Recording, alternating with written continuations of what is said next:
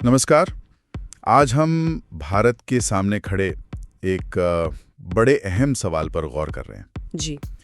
एक तरफ तो हैं ये चुनावों से जुड़ी मुफ्त की योजनाएं, आजकल बड़ा नाम चल रहा है रेवड़ी कल्चर।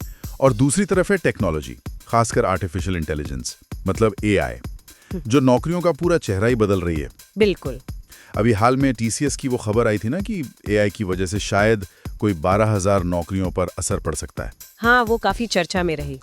तो आज हम इसी दुविधा को समझने की कोशिश करेंगे।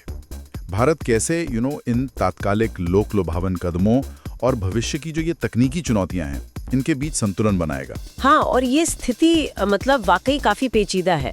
देखिए, एक तरफ तो ये मुफ्त योजनाएं हैं। हाँ। इनसे फौरी तौर पर कुछ राहत तो मिलती होगी, शायद कुछ बुनियादी जरूरतें पूरी होती होंगी शायद, हाँ। लेकिन जैसा कि कई अर्थशास्त्री भी कहते हैं और हमारे स्रोत भी इशारा कर रहे हैं, इससे सरकारी खजाने पर बोझ तो पड़ता है, काफी भारी। ये तो है। और ज्यादा चिंता इस बात की है कि कहीं ये स्थायी रोजगार या स्किल डेवलपमेंट जैसी जो जरूरी चीजें हैं उनसे ध्यान तो नहीं भटका रही। सही बात है। और ठीक इसी समय पर एआई जैसी टेक्नोलॉजी आ रही है जो नौकरियों की पूरी परिभाषा ही बदल रही है। बिल्कुल।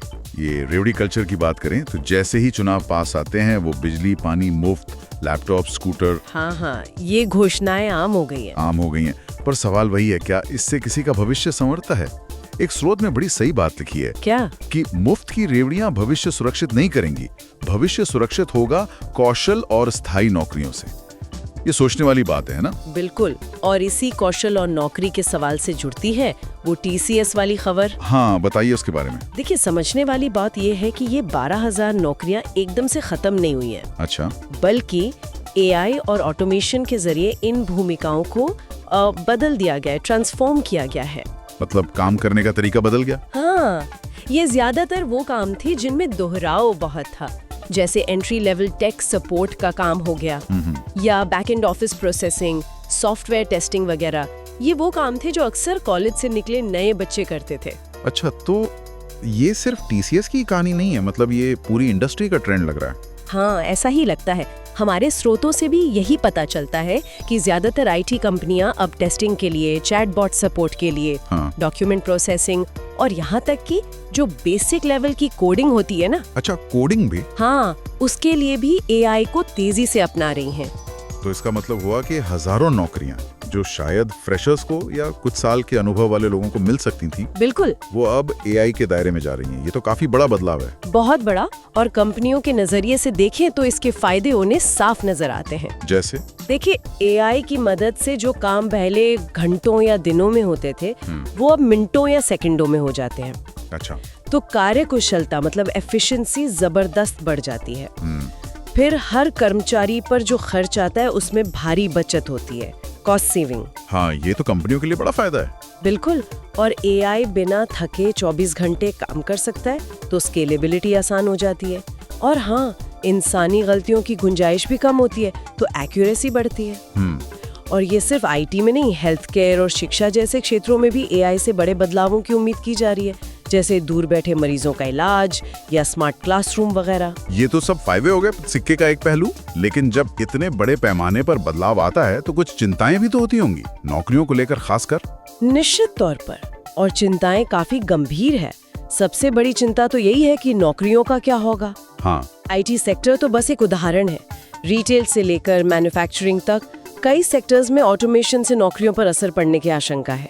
लाखों नौकरियां जा सकती हैं। बाप रे। दूसरी बड़ी चुनौती है कौशल का अंतर, स्किल गैप। मतलब ये कि आज हमारे कॉलेजों से जो ज्यादातर युवा निकल रहे हैं उनके पास वो स्किल्स शायद नहीं है जिनकी जरूरत एआई के इस नए दौर में होगी। ये तो बहुत बड़ी समस्या है। हाँ, ये एक बड़ा गैप है जिसे भरना बहुत जरूरी है। एक स्रोत में कहा भी गया है कि एआई एक बहुत शक्तिशाली औजार है, लेकिन सही नियमों और लोगों को नए हुनर सिखाए बिना ये खतरनाक भी साबित हो सकता है। यहाँ एक बड़ा दिलचस्प मोड़ आता है। हम बात कर रहे हैं एआई की भविष्य के स्किल्स की जी। और दूसरी तरफ वो तात्कालिक राहत वाली रेवड़ी पर भी बहस चल रही है। तो क्या ऐसा हो सकता है कि इन लोक लुभावनी योजनाओं पर जो खर्च हो रहा है वो हमें उस जरूरी निवेश से दूर ले जा रहा हो जो शिक्षा और स्किलिंग के लिए चाहिए, ताकि हमारे युवा एआई के दौर के लिए तैयार हों? इनोवेशन में निवेश नहीं करते, हाँ। तो कल जब दुनिया एआई संचालित होगी तो भारत एक बड़े रोजगार संकट का सामना कर सकता है। नेता शायद वोट के लिए तात्कालिक घोषणाएं कर दें, लेकिन तकनीक तो अर्थव्यवस्था की हकीकत बदल रही है और हमें उसके लिए तैयार होना ही होगा। तो कुल मिला के बात यह है कि एआई वो अब कोई भविष्य की कल्पना नहीं है, वो आज की हकीकत है। बिल्कुल। सवाल ये नहीं कि एआई आएगा या नहीं, वो आ चुका है। असली सवाल है कि क्या हम खासकर भारत के जो युवा हैं, क्या हम इस बदलाव के लिए तैयार हैं? सही कहा। ये पूरा मामला हमें सोचने पर मजबूर करता है कि नीतियां बनाते समय कैसे इन शॉर्ट टर्म राजनीतिक फायदों और लॉन्ग टर्म आर्थिक जरूरतों के बीच एक सही तालमेल बिठाया जाए। बिल्कुल सही। और यहीं पर शायद हम आज की बातचीत को एक विचार के साथ छोड़ सकते हैं। जरूर। जब हम इस एआई क्रांति की बात करते हैं तो सिर्फ ये गिनने से कि कितनी नौकरियां गईं या कितनी आईं, इससे आगे बढ़कर हमें ये सोचना होगा कि हमें किस तरह की दूरगामी सामाजिक नीतियों और शैक्षिक बदलावों की जरूरत है, ताकि इस तकनीकी बदलाव का फायदा सिर्फ कुछ लोगों तक सिमट कर ना रह जाए। सही बात है। बल्कि ज्यादा से ज्यादा लोगों को आगे बढ़ने के मौके मिले, अवसर सभी के लिए हो। ये एक बड़ा सवाल है जिस पर सच में मंथन बहुत जरूरी है।